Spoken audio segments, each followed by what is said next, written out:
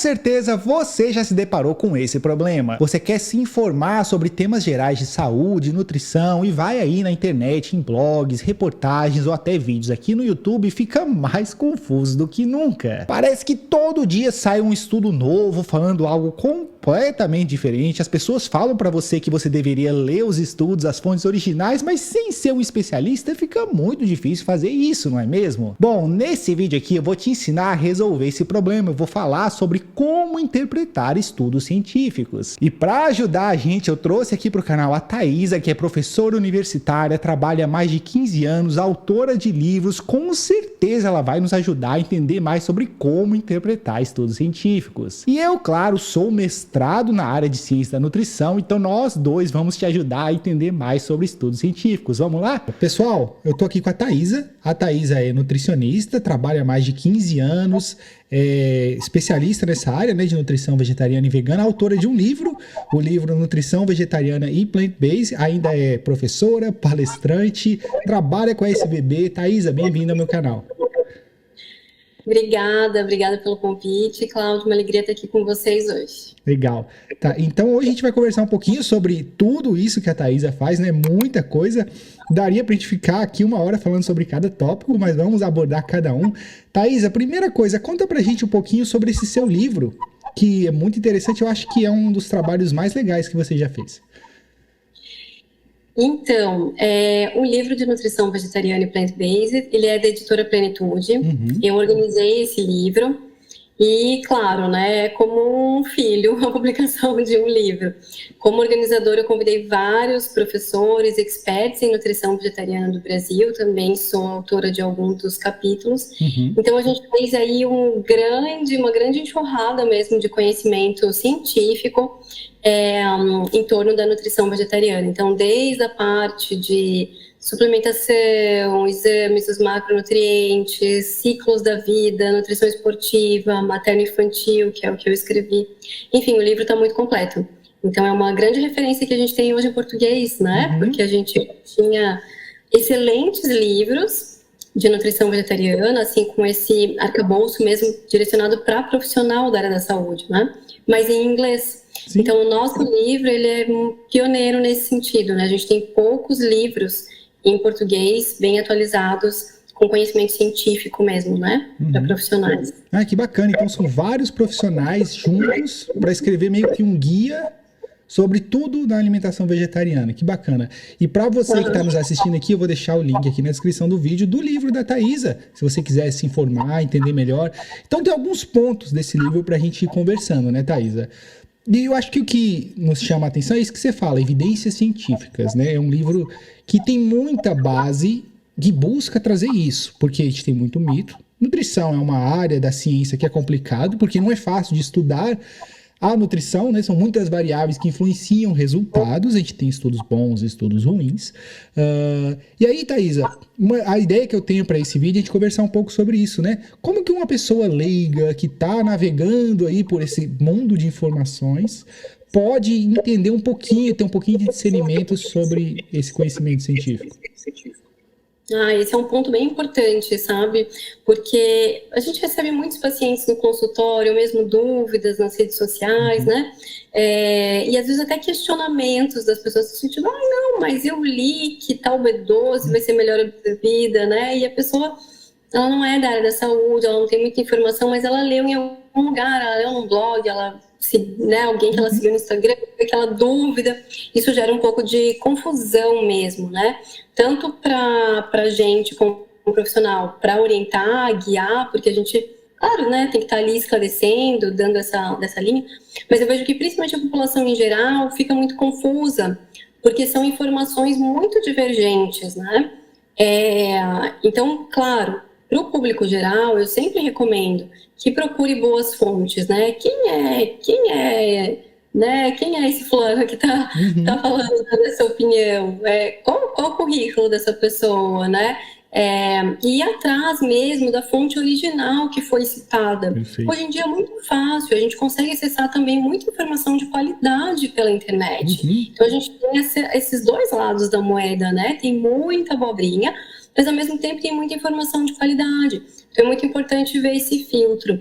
Quando algum estudo, e aí, claro, que para quem é estudante da área da saúde, profissional da área da saúde, é muito mais fácil a gente entender esse caminho, porque a gente já conhece mais, mas mesmo alunos da pós, né, da pós-graduação de nutrição vegetariana, a gente sempre está ensinando um pouco esse caminho. Você viu determinado post, determinado site divulgando um artigo científico, né, uma revista, um grande jornal de circulação, que alguém fez uma matéria, né, de algum estudo. Tem que ir lá e ler o estudo, né? Então, isso não é difícil, a gente consegue o título, os autores, e coloca, muitas vezes no próprio Google já aparece o artigo. Mas eu sempre recomendo procurar para evitar mesmo essa confusão, porque o Google tem de tudo, né? Enfim, hoje não é só o Google, mas procurar pelo menos o Google Acadêmico, o Cielo, né, o PubMed, que aí são bases de dados mesmo. Principalmente para quem é profissional e conhece essas bases de dados, fica muito mais fácil de fazer essa pesquisa. Então, isso é essencial. Porque a gente precisa entender que tipo de estudo foi esse. Será que foi um estudo bem feito? Um erro que eu vejo as pessoas cometerem muito é olhar só a data do estudo, né? Não, mas esse estudo é antigo, né? Esse estudo é antigo, então ele não, né? Não vou considerar esse estudo. E muitos estudos antigos que serviram de base para o que a gente é hoje. Então, claro que é importante a publicação ser mais recente, atual, principalmente quando é um tema novo, vamos dizer, um medicamento, né? Enfim, a área da saúde é muito dinâmica, né? Mas, por exemplo, tantas doenças que foram surgindo com uma prevalência muito maior hoje em dia, autismo, TDAH, né? Doenças autoimunes, alergias alimentares. Claro que o olhar recente, ele é muito importante quando a gente está falando dessas situações que são, claro, mais atuais. E a nutrição vegetariana também. Porque uma coisa é a visão que a gente tinha da nutrição vegetariana há 20 anos atrás, 30 anos atrás. Sim, que mudou e cresceu muito nos últimos anos. Exato. Então, hoje em dia, a gente tem estudos muito mais robustos e atuais relacionados à nutrição vegetariana. Mas não basta olhar só a data. A gente precisa também entender um pouco qual é o caminho que esse estudo seguiu. Não, perfeito. E assim, esse é um ótimo entendimento. Primeiro, vamos tentar navegar por isso. A pessoa, então, que se deparou com uma informação, ele vai ler matérias ou pessoas na mídia social falando sobre os temas de nutrição. E é interessante, então, a gente ir para a fonte original. Muitas vezes, você pode até discernir assim, se o cara não citou nada, você pode ficar desconfiado, ter um certo ceticismo, porque cadê o estudo? Agora, se ele citou, você não precisa entender tudo de ciência, mas você pode dar uma lidinha, pelo menos no resumo, e ver se o estudo fala mais ou menos aquilo que ele está falando. Mas ainda assim, Thaisa, tem algumas complicações nisso, né? A gente que estuda e sabe de ciência há um bom tempo, sabe que a ciência da nutrição é uma das ciências mais complexas que a gente pode ter. Quando eu falo complexo, não é porque é difícil de estudar ou de entender, mas porque se tem uma coisa que é difícil é controlar variáveis no contexto de uma dieta de um indivíduo. Então, na nutrição, para tentar esclarecer para quem está nos assistindo, nós temos basicamente dois grandes tipos de estudo. Então, os ensaios clínicos randomizados, aquele estudo tipo em laboratório, que a gente controla tudo que é variável, tenta controlar ao máximo, mas a gente também tem estudos observacionais. Estudos de larga escala que vão olhar para grandes populações. Geralmente a gente vai fazer um recorte ali de uma população num determinado período e ver o que está acontecendo. Muita gente tenta descartar esse segundo e fala, não, esse estudo é só observacional, não significa nada. Estudo interessante mesmo é ensaio clínico. Só que na nutrição a gente precisa dos estudos que são observacionais também. Porque tem coisa que a gente não vai controlar, tem variável que não adianta. E aí a gente acaba controlando de forma indireta, coletando grandes populações. É tamanho o número dessa população que é muito próximo da verdade, é muito difícil que aquilo não seja verdade. A gente ainda tem testes estatísticos para corrigir isso, a gente tem correções para outros fatores de risco, mas não é perfeito. E aí muita gente vai tentar contra-argumentar e falar que a nutrição não diz muita coisa, que é uma ciência falha. Não, é uma ciência complexa, é uma ciência difícil de entender. Thaisa, conta pra gente um pouquinho sobre esses dois tipos de estudo e como que a pessoa pode navegar nesses dois tipos de informação. Eu até brinco, né? Porque a área da saúde não é uma ciência exata, né? Então a gente não escolheu exato, a gente escolheu, né, a área da saúde. Enfim, e vão ter opiniões diferentes. Mas quando a gente vai para um estudo, é bem interessante a gente interpretar um pouco a própria pirâmide, né? A pirâmide, quais são os melhores estudos, enfim. Eu acho bacana porque ali esclarece, por exemplo, inclusive, que os estudos in vitro, os estudos em animais, eles estão muito na base da pirâmide, que significa que eles não são estudos muito que a gente pode, assim, de forma alguma extrapolar para a saúde humana, por exemplo, né? Então, esses estudos, eles são os estudos que a gente menos considera, ainda mais a gente que tem esse olhar crítico, né, de estudos em animais, nossa, pra gente, pior ainda, né, pela questão do sofrimento animal, o envolvimento de que esse estudo envolve. Então, a gente já descartaria esses, né? E aí, claro, depois tem opiniões de experts, por exemplo, né, que aí são papers, eles já não são tão valiosos assim também, porque você tem uma opinião sobre determinado assunto, em algum momento pode ser interessante, claro, mas ele caberia mais como um posicionamento ou algo assim do que um artigo científico, uma pesquisa, né? Não é uma pesquisa, opinião, um paper, né? E aí depois, então, vem os estudos de coorte.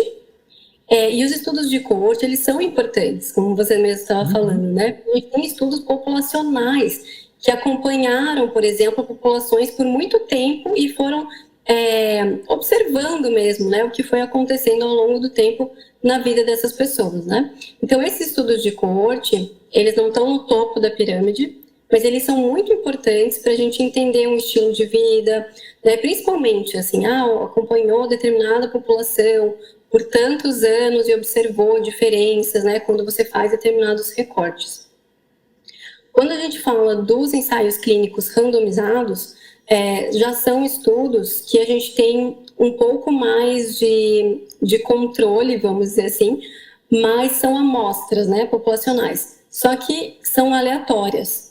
Então, isso é bem interessante porque evita um viés, né, que a gente chama, que seria a gente tentar dar a linha, né? Eu quero fazer uma pesquisa mostrando que vegetarianas vão ter menor risco de diabetes e, de repente, eu direciono aqueles grupos para que já vá dar um resultado esperado, né? Não que vegetarianos não tenham menor risco de diabetes, mas entende? Eu tenho que fazer uma amostra aleatória para a gente realmente avaliar um pouco melhor, mas controlando determinados fatores do estilo de vida para que eu possa comparar, né, esses grupos. Então, são estudos muito trabalhosos já, né?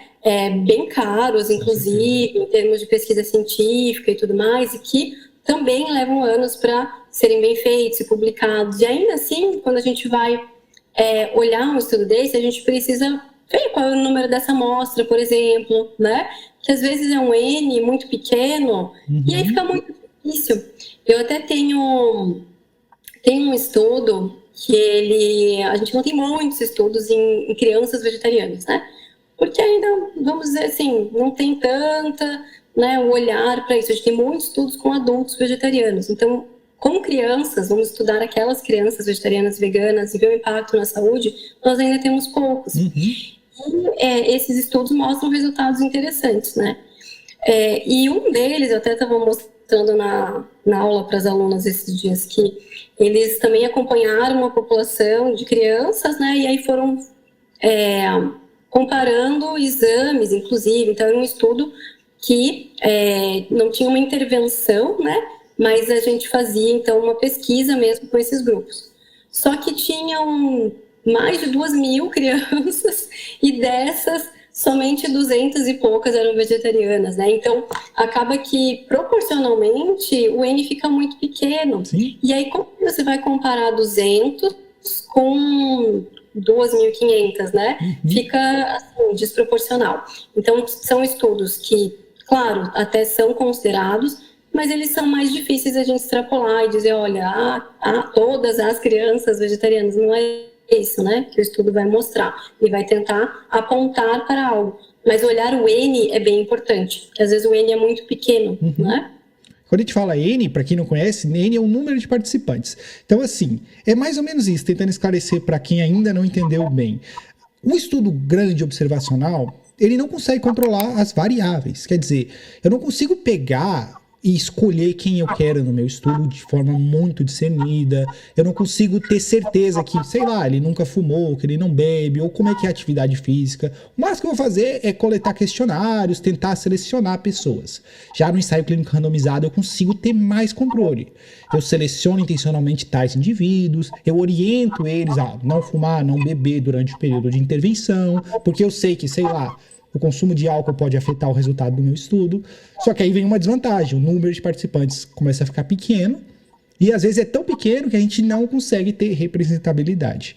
Então, cada estudo se complementa. Eu acho que uma coisa que a gente está tentando dizer aqui é: não levem um único estudo como a verdade. Porque não é assim que a ciência funciona. A gente tem muito essa mania. As pessoas, alguns negligenciam, falam que ciência não significa muita coisa. E outros já dão muita voz, muita ênfase para um estudo, um resultado. A gente vê muito isso em matérias, né, de reportagem. Aí pega um estudo e fala, sei lá, dieta vegetariana causa anemia. Porque um estudo com uma população de 10 pessoas viu uma redução na ferritina. Então, se você não sabe interpretar estudos, se você não entende o que a gente está falando aqui, é muito importante isso. Nunca, na ciência, nunca um estudo significa a verdade. A gente precisa reproduzir ele várias vezes para a gente começar a ter uma ideia do que está acontecendo ali. E eu acho que isso ajuda muito. Teve um estudo até, Thaisa, que você revisou, eu também revisei um tempo atrás sobre pré-eclâmpsia. Talvez você lembre desse estudo. Eu acho que esse estudo ilustra muito bem, porque era assim, a reportagem era: vegetarianos têm maior risco de pré-eclâmpsia. Mas quando você vai olhar para o estudo, era tipo assim, 10 vegetarianos e teve 2 casos de pré-eclâmpsia. Enquanto tivemos 2.000 não vegetarianas e 200, 300 casos. Proporcionalmente, aquilo era estatisticamente significativo. Mas quando a gente olha para o estudo, a gente fala, caramba, 2 casos. E a gente contrapõe isso. Pode falar. E quando a gente começa a contrapor com outras evidências, a gente vê uma redução no risco de pré-eclâmpsia. E aí fica, caramba, como é que os caras não... Porque é reportagem, é mídia. Então isso é bom pensar também. O cara que é repórter, ele quer chamar a atenção, ele quer as pessoas lendo os reportagens. Hoje a gente vive isso nas mídias sociais. O cara quer impactar, quer chamar a atenção, quer ganhar público. E nessa brincadeira ele acaba exagerando num estudo, e não é assim que a ciência funciona. Então, ter discernimento, eu acho que é legal falar isso. Assista vários vídeos, então, leia vários blogs, para você começar a ter uma noção. E se você não tem essa noção, você vai ter que buscar profissionais como a Thaisa, como eu, que são competentes para tentar te ajudar. E aí, Thaisa, a gente pode falar um pouquinho mais ainda sobre essa questão dos relatos de caso, que é o que você falou no comecinho, né? A gente tem opiniões, a gente também tem relatos de caso, que estão bem na base dessa pirâmide aí. A gente não desconsidera, a gente não descarta uma evidência só porque ela é de baixa relevância. Mas, no máximo, um estudo de caso é para levantar uma hipótese. E as pessoas vêm muito com isso. O meu tio comeu carne a vida inteira e nunca teve problema. Isso, no máximo, é uma observação sua, não tem muita relevância na ciência. Conta pra gente, Thaisa, sobre essa questão dos relatos de caso que a gente vê muito por aí na internet. Na verdade, os relatos de caso, eles vêm principalmente para, tentar trazer à tona, à luz, uma situação muito atípica, né? Uma situação, às vezes, um pouco mais rara mesmo, né? Então, assim, na prática, eu não considero muito, sabe, os estudos assim de relatos de caso. Agora é diferente, por exemplo, se você vai num congresso. Esses dias eu estava conversando também com uma médica, hematologista pediátrica, a gente estava discutindo umas coisas, enfim, que vem aparecendo às vezes na nossa prática clínica, e ela relatando que ela foi num congresso científico, de pediatria e hematologia, e, claro, lá são levados, por exemplo, relatos de casos, estudos de casos, justamente para ver, se outros profissionais discutir mesmo, será que outros profissionais já viram algo parecido? Vamos trocar uma ideia, eu quero uma ajuda com esse caso também, por exemplo, E isso é muito interessante. A gente leva para o meio científico um estudo de caso que, de repente, pode despertar um insight para um outro, para outro profissional, enfim, essa troca mesmo entre profissionais, mesmo no meio científico, acadêmico, mesmo em congressos, e no nosso dia a dia ela é muito importante. Talvez, assim, se a gente for colocar na pirâmide de estudos, os estudos de caso, eles não são muito relevantes. Mas no nosso dia a dia, e para esse meio de congresso e tudo mais, eu acho super importante. E vale a pena a gente colocar também, que lá no topo dessa pirâmide são os estudos de revisão sistemática e as meta-análises, né? Que justamente são esses grandes estudos guarda-chuvas. O que eles vão fazer? Eles vão fazer a pesquisa em si, né? Com o grupo populacional, como a gente comentou de outros estudos. Vai pegar na literatura tudo que foi publicado em determinado recorte de tempo, né? Então, por exemplo, eu quero fazer uma pesquisa sobre a questão da ferritina, que você falou, ferro em vegetarianos, anemia em vegetarianos, mas eu tenho que estipular um tempo, né? Então, vamos dizer, eu só vou considerar pesquisas dos últimos 10 anos para cá, para também não ser um número tão grande de pesquisas e não pegar, às vezes, pesquisas, um viés de pesquisas mais antigas, com outro olhar, né? Então, vamos estipular, por exemplo, em 10 anos. E aí eu vou em bases de dados, vou estabelecer os descritores, né? Que vão ser escolhidos ali. Os descritores são as palavras-chave, né? Então, a vegetarian diet, vegan diet, por exemplo, plant-based, que é um descritor muito utilizado hoje em dia, que é a alimentação à base de plantas, né? E aí ferro, anemia, enfim, né? E aí vamos ver tudo que vem ali. Então, vem várias pesquisas e, de repente, naquele filtro pode vir alguma pesquisa que não tem nada a ver com os descritores que eu coloquei. Né? Eu coloquei que eu queria estudos em vegetarianos, mas naquela pesquisa não tinha vegetarianos, por exemplo. Então, eu vou excluindo os artigos que não tem a ver diretamente, mas acabou vindo pelo filtro. Vou excluir artigos que na pesquisa ali eu vou analisar, né, como a gente comentou, que às vezes não eram pesquisas muito bem delineadas ou tinham um N muito pequeno, né, ou enfim, ou por outros motivos, às vezes essa questão de conflito de interesse, né, e tudo mais. Então, vou excluindo aquelas pesquisas que eu acredito que não vão contribuir para esse olhar, talvez não foram bem feitas, vamos dizer assim, né, rotulando, e vou separar aqueles estudos que são mais legais mesmo, que se encaixam nos critérios que eu estabeleci, né, de seriedade, enfim, de estudos bem feitos, e aí vou interpretar esses resultados, e aí eu vou publicar na forma de uma meta-análise. Então, esses estudos, eles são muito valiosos, né, porque aí a gente já tem muito, vamos dizer assim, informações muito mais robustas ao longo do tempo, né, e aí a gente consegue mostrar mesmo, né, resultados relacionados àquele tema muito mais verdadeiros, vamos dizer assim. Com certeza, até porque a meta-análise é exatamente isso que a gente está referenciando aqui. É meio que um resumo de vários estudos. Então, com uma boa meta-análise, muitas vezes é a evidência por si. Você está ali se deparando com a informação. Mas tem alguns poréns. Qualquer um pode escrever uma meta-análise. Hoje, qualquer um com computador pode escrever. E nem toda meta-análise, eu sei que vai ficar confusa para os nossos que estão vendo a gente aqui, mas nem toda meta-análise é uma meta-análise séria, é uma meta-análise bem conduzida.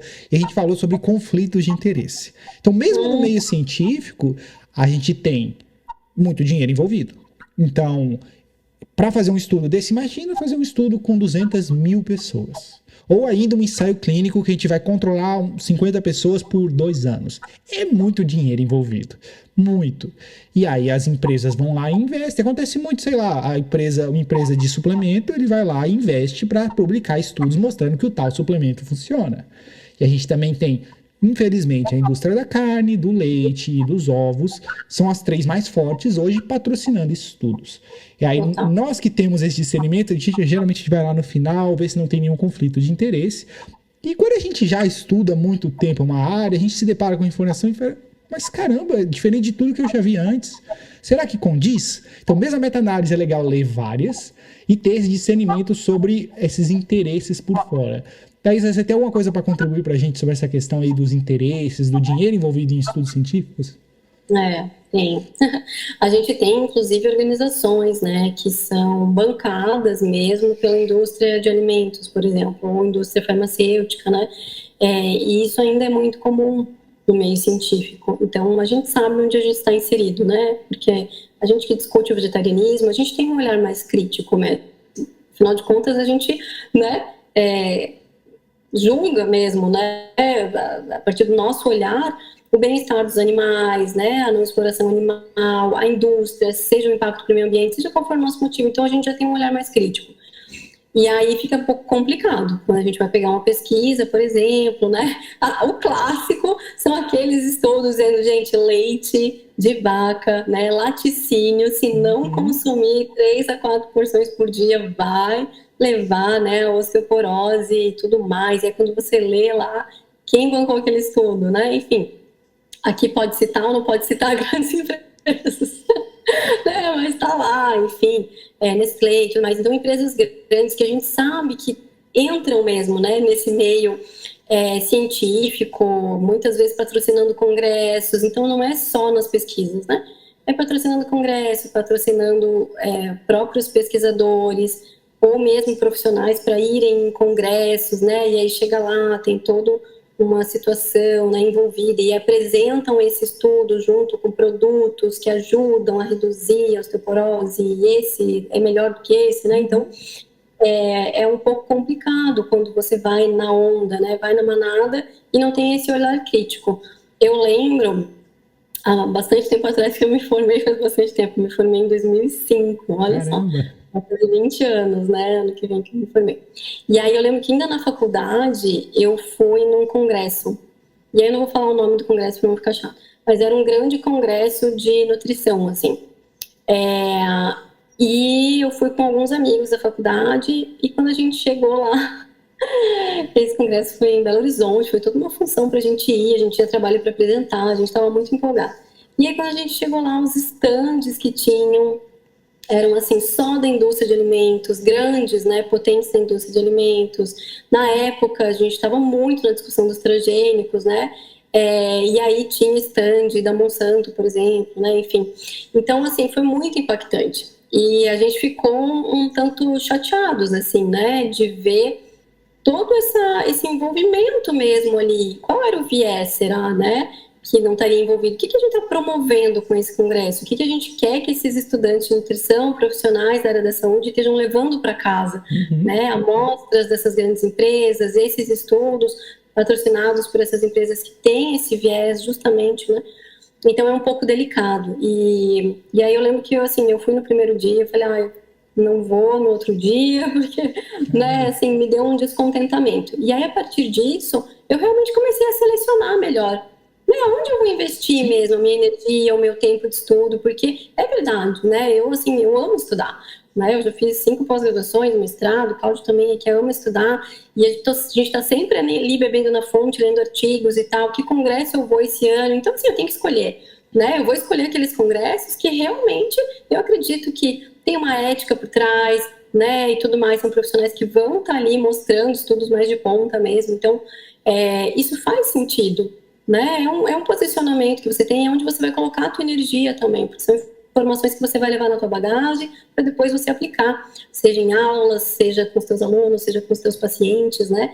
E isso é muito valioso, assim, acho que vale essa reflexão. Com certeza. E não é só porque eles são mau caráter ou querem vender um monte. Não, muitas vezes a intenção deles é boa, mas eles querem vender um produto. Quem nunca foi num congresso de nutrição e saiu de lá convencido que ele precisa comprar whey protein? É um negócio assim muito forte, pelo menos nessa minha vivência aqui.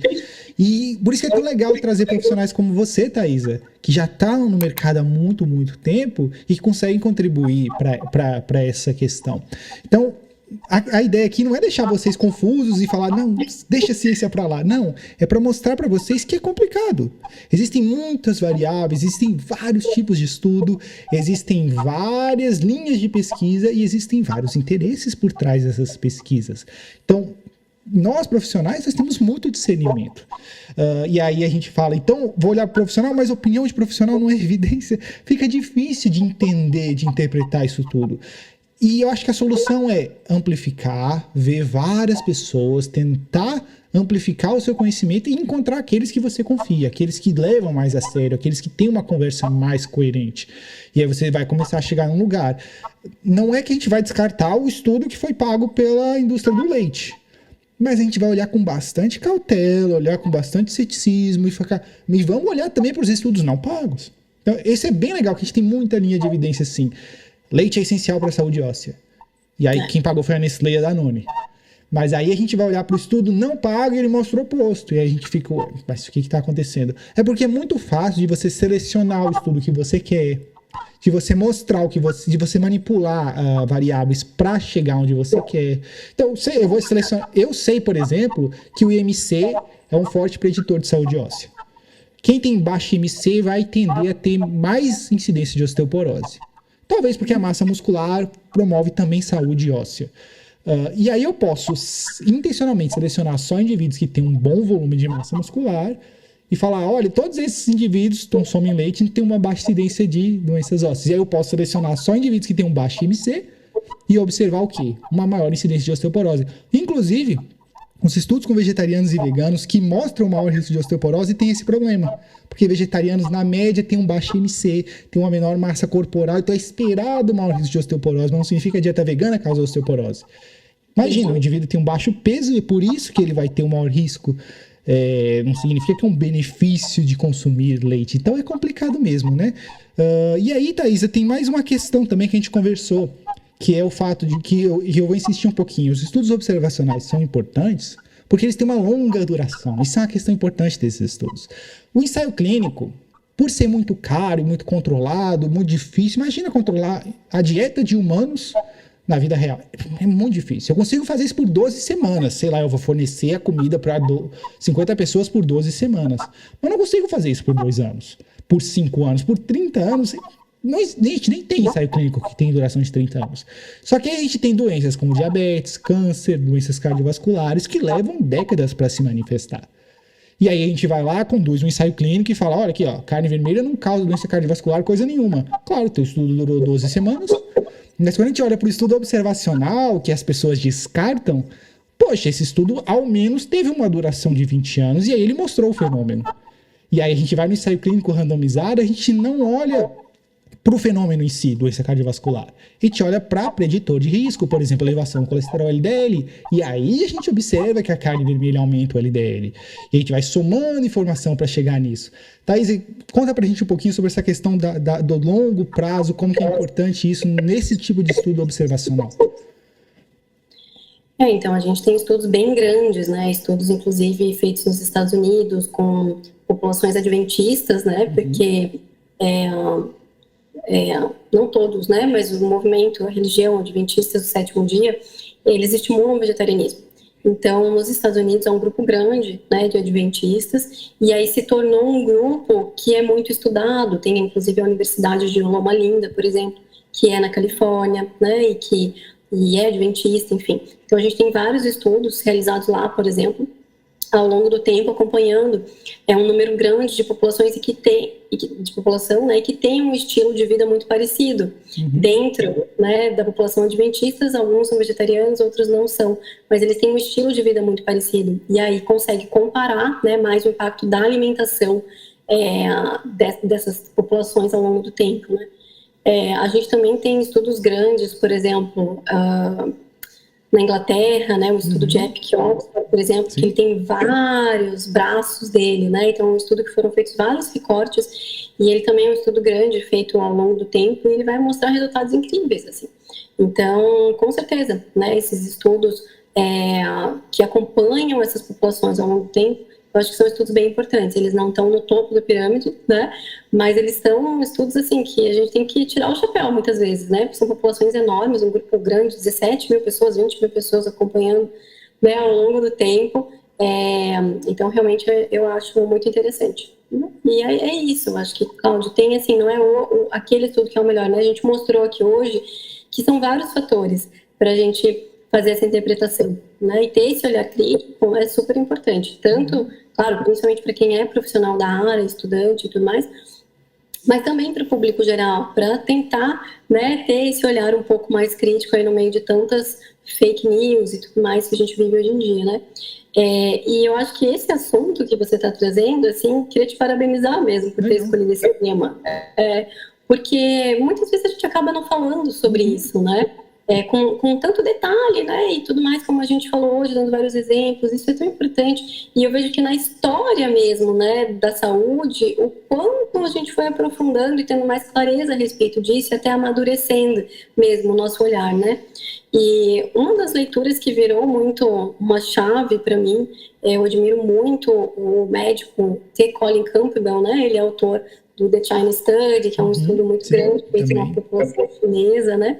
E ele tem vários livros publicados. E um dos livros dele é o Whole, de integral, né? E nesse livro, ele não chega a ser uma autobiografia, mas ele conta muito da história mesmo pessoal dele, o como foi que ele se tornou vegetariano e depois vegano, há muitos anos atrás, né? Quando pouco se falava sobre isso, e justamente pelos resultados que ele viu no estudo da China, né? Mostrando os benefícios, na verdade, o impacto da introdução dos ultraprocessados e principalmente alimentos de origem animal na vida dessa população rural chinesa, né? Com câncer, diabetes e tudo mais. Mas eu estou trazendo isso por quê? Porque nesse livro é muito interessante que ele conta um pouco da trajetória profissional dele à medida que ele foi mudando as suas escolhas, né, alimentares, e que tem um impacto aí, inclusive no direcionamento das pesquisas dele. Então ele se tornou vegetariano, vegano, e ele começou a estudar e ser um dos principais, assim, pioneiros na época, que publicava artigos sobre populações vegetarianas, né, e comparando esse estilo de vida e tudo mais. E aí ele conta que ele começou a deixar de ser convidado em congressos, deixar de ser convidado para escrever papers com colegas, deixar de ser convidado para, enfim, ter artigos pegados, né? E ele publicava muito de uma universidade muito boa nos Estados Unidos, a Universidade de Cornell e tudo mais. E aí ele se deparou com essa situação e ele falou assim, poxa, não é só minha carreira que está em jogo, é um conhecimento muito valioso, que é o impacto da alimentação vegetariana na saúde no meio de uma situação que é o crescimento das doenças crônicas não transmissíveis e ninguém está enxergando isso, né? Então eu preciso revelar isso para o meio médico, meio científico da saúde. Então ele viu muito isso como missão. E foi ele que criou o termo plant-based diet, porque uma das críticas que vinham e alguns artigos dele foram negados era de que, mas essa população é vegetariana, mas não necessariamente tem uma alimentação saudável, né? Essa alimentação é vegetariana, essa população é vegetariana, mas você não está excluindo os fatores para comparar o estilo de vida dos não vegetarianos, né? E é um fator. Então ele foi aprimorando as suas pesquisas e aí ele criou esse termo, plant-based diet, que significava que ele estava, então, estudando os benefícios de uma alimentação à base de plantas, né? Ou seja, uma alimentação 100% vegetal, que a gente fala, né? Uma dieta vegana. A gente sabe que o veganismo é muito mais do que dieta, então, na tradução, né? A gente não gosta muito de dizer uma dieta vegana, uma alimentação vegetariana estrita, né? Traria de impacto para a saúde. E aí, com isso, os seus artigos voltaram a ser publicados, ele voltou a ser reconhecido, começou a voltar a falar nos congressos e tudo mais, se tornou uma grande referência mundial no assunto, né? Para ver como, às vezes, até isso, né?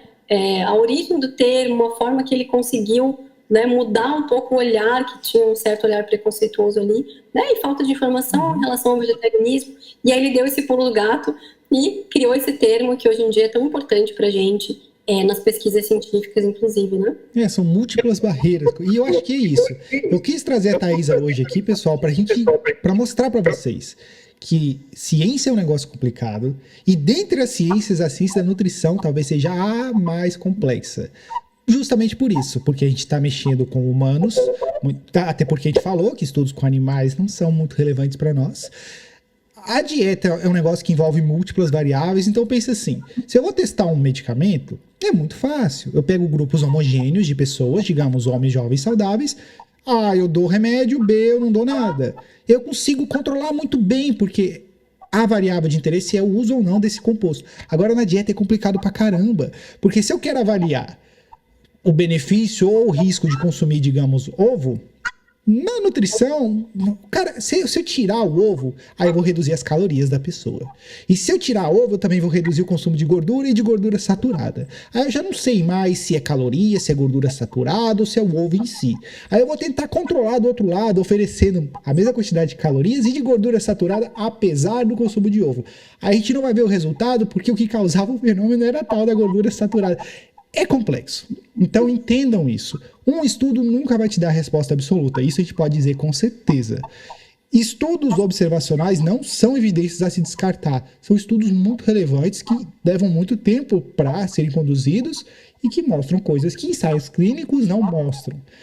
E estudo de caso já não é tão relevante assim. É algo que é legal para a gente levantar hipóteses, para a gente discutir. E se você tá na dúvida, já se inscreve aqui no canal para você aprender mais sobre nutrição vegetariana. Assista minhas outras entrevistas com pessoas relevantes no meio. Thaisa, foi um grande prazer te receber aqui. Eu adorei essa conversa, eu acho que o pessoal vai gostar muito. Obrigado mesmo por dedicar esse tempo pra gente, viu? Obrigada, Cláudio. Obrigada pelo convite, também adorei. Parabéns aí pelo canal, pelo seu trabalho também. Legal. Então, para você que nos assistiu até aqui, muito obrigado e até a próxima.